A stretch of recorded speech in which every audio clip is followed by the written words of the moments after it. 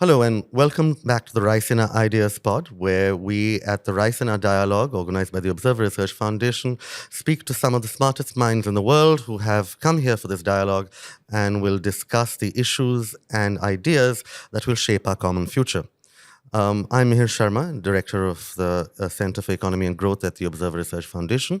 And with me is Maeda-san, who is the head of the Japan Bank for International Cooperation and a friend of ORF and of India. And we are going to be speaking to him now about some aspects of the India-Japan bilateral relationship and also Japan's broader outreach to the world.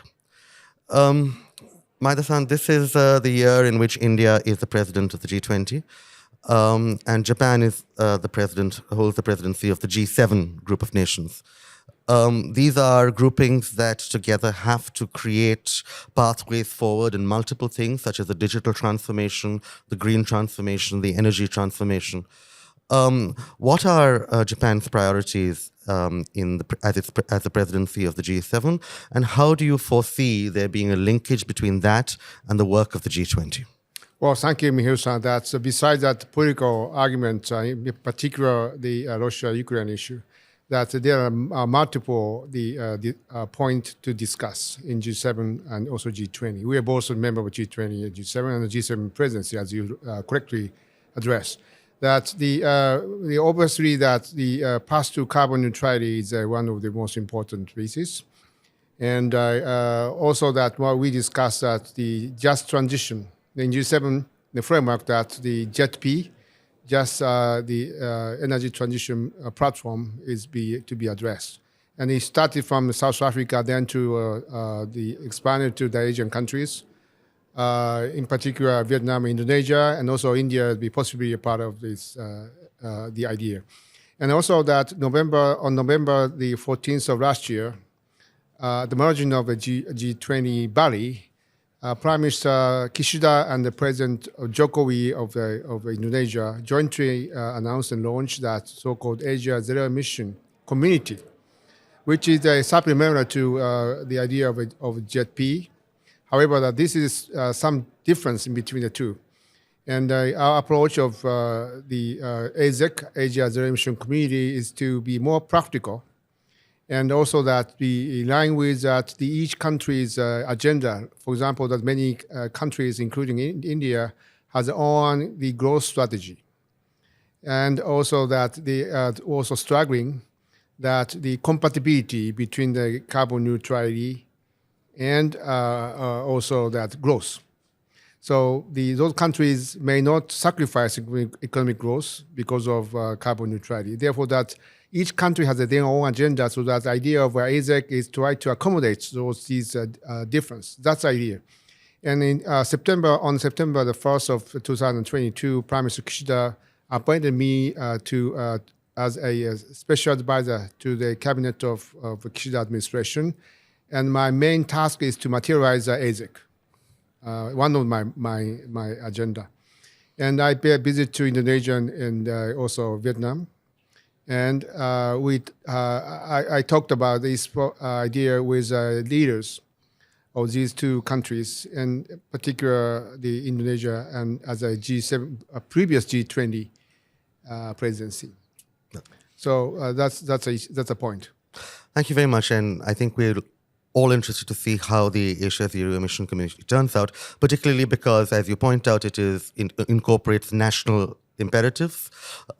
It is technologically neutral because it focuses on zero emissions. And it is something that looks in particular at the shared growth strategy of this region. Prime Minister Kishida is due to visit India later this month. We're recording this in March. And the Indo-Japan partnership is, I would say, that's one of the strongest that we have in India. And it has great historic roots. And late Prime Minister Shinzo Abe truly elevated this relationship. And in fact, the Raisina Dialogue itself is in some ways a product of Abe-san's idea of a free and open Indo-Pacific. I wanted to ask where you see this relationship between India and Japan proceeding over the next 10 or 15 years? And what would be your ideal outcomes for? Yeah, the former Prime Minister Shinzo Abe is a really visionary because he delivered a keynote speech in 2006 in the Indian Parliament on free and open Indo-Pacific. It's his product. And now that everybody talk about free and open Indo-Pacific, but it is his idea. That's a very important piece. And Prime Minister Kishida does want to recognize and also that to succeed this legacy of Prime Minister Abe and then to develop more. And besides that, the very flexible framework of a Quad, that's very important. And also equally important, develop that bilateral relationship, not just only under the framework of Quad. So we have both, the presidency of G7, G20. We need to coordinate more effective manner. Therefore, that for example, that in terms of the energy transition, we can launch, for example, that we can launch simultaneously in G7 and G20 on some certain mechanism to promote that energy transition in just energy transition. So idea, for example, that to verification mechanism of the carbon dioxide gas emission and to develop the ideas of the carbon credit, because without verification mechanism, carbon credit is not the worth investing. So that's very important. And for example, that's my own idea is that to create the mechanism and task out to for example, to the multinational like World Bank Group to operate this framework. For example, the EV is obviously while driving is not emit any carbon dioxide gas. But in manufacturing stage, in the life cycle assessment is more important. That it is very talented also that not just only the power generation sector, power generation sector stands for this around 30 to 40%, but other sector like the cement and the steel industry and so on. That this is all on the shoulder of different sectors, so that we need to kind of standardize this kind of mechanism and to be verified correctly. And in fact, JBIC itself has last year raised a certain amount of money through green bonds. What is your experience there in the green bond market? And do you feel that there are ways in which you can support institutions in India, financial institutions, to help deepen this market in emerging Asia? Yeah, well, we intended at the continuously and regularly that's the issue of the green bond. At the same time that we need to pay attention to that the use of proceeds of the bond raised by the green bond. And also that in India, in particular, that we have been launching that the Green Growth Platform with a counterpart in India, which is a NIIF. This is have the two different aspects. One is a joint investment fund between NIIF and JBIC. And also that our direct lending in debt financing to that the corporation companies that NIF already they invested or going to invest, if it is goes through that the criteria on the green growth. That's concept. These are very brand new ideas and very comprehensive approach to support and promote that the green growth in India. You had mentioned earlier about the importance of verification. And I'm going to link that up, maybe verification, the old MRV, monitoring and verification question, to the idea now that with the digital transformation, it may become easier to develop trust in such matters as carbon credits. How do you see the digital transformation changing how we talk to each other financially? And how do you see the digital and green transformation interacting? Well, digital transformation have some of implication. One is the saving the costs of the delivery of the cash. And second is that the financial inclusiveness. So many of the poor, especially in developing countries, in particular that they're female, do not have a bank account. so that even if they don't have any bank account to be included financially, that digital transformation is a very vitally important and very robust the instrument to that financial inclusiveness. Therefore, that this is a very important. Therefore, that the venue like a G20 or G7 that we need to discuss more correctly, and also that we have to